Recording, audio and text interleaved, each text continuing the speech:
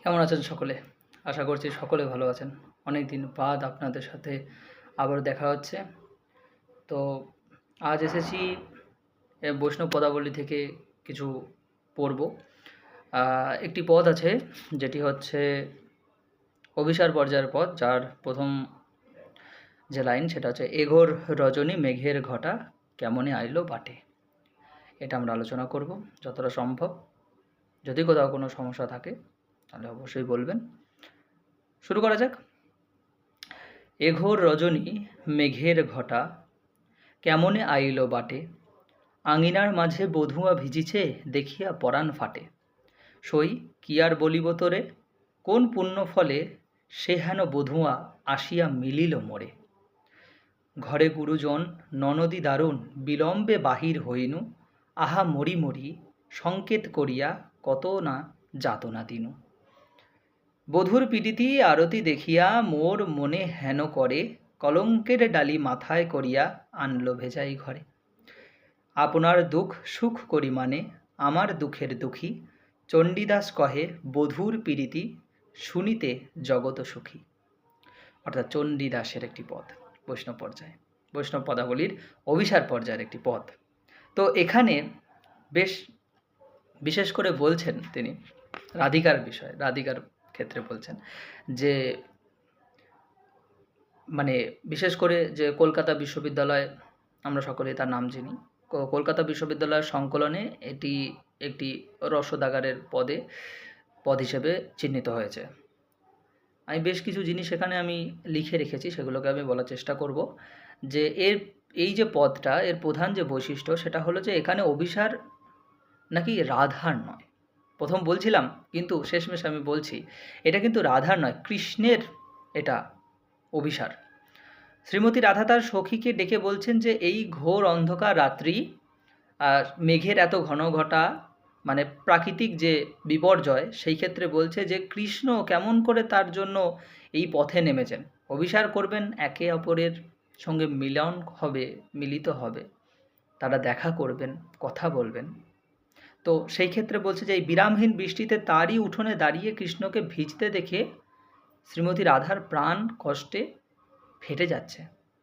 এটাকেই বলা হয় সেই প্রেম, অমর প্রেম, যেটা মনে মনে প্রেম হয়, দৈহিক নয়, মানসিক প্রেম।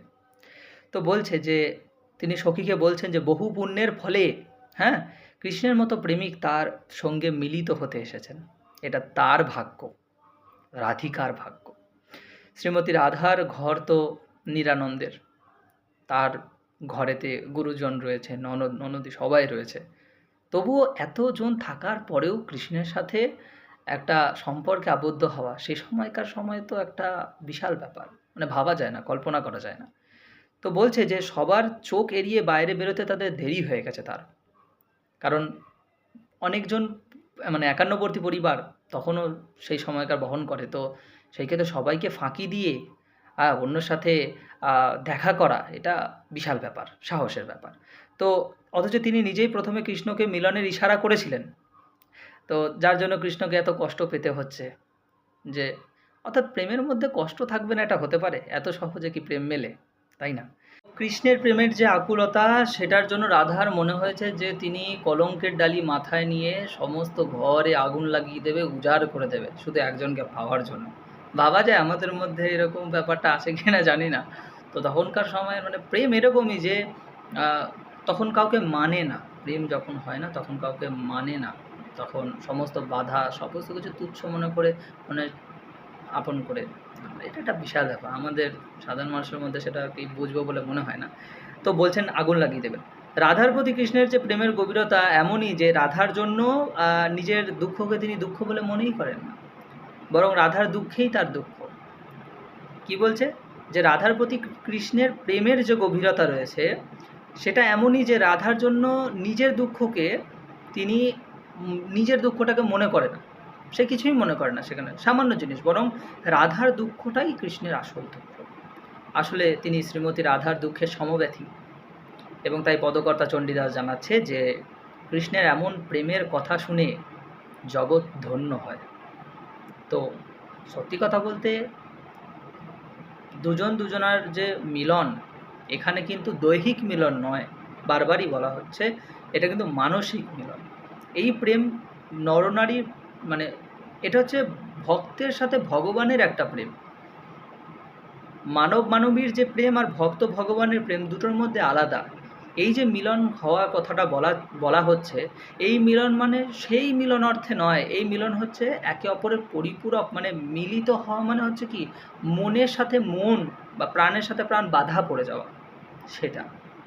তাই তো সেটা অমর, তাই আমরা তাকে পুজো করি, সেই প্রেমকে আমরা শ্রদ্ধা করি, তাই নয় কি? এটাই তো অভিসার, এটাই হচ্ছে অভিসার পর্যায়ের চণ্ডীদাস লিখেছেন। তাহলে এটি বারবারই বলা হচ্ছে এটা কিন্তু রাধার নয়, এটা কৃষ্ণের অভিসারের পর্যায়, ভাবা যায়? তো কতটা কি বোঝা গেল? আশা করি মোটামুটি বোঝা গিয়েছে। এবং আমি আরও একটা কথা বলতে চাই যে কোনো সমস্যা বা কোনো বিষয় হলে অবশ্যই জানাবেন। আমি বন্ধুর মতো, ভালো লাগলে সাবস্ক্রাইব করবেন, পাশে থাকবেন, এটুকুই চাওয়া পাওয়া, ব্যাস। আর মানে বাইরে আর কিছু না। আমার ভালো লাগে তাই আমি করি। আপনাদের ভালো লাগলে শুনবেন, সাবস্ক্রাইব করবেন, পাশে থাকবেন। ধন্যবাদ সকলকে।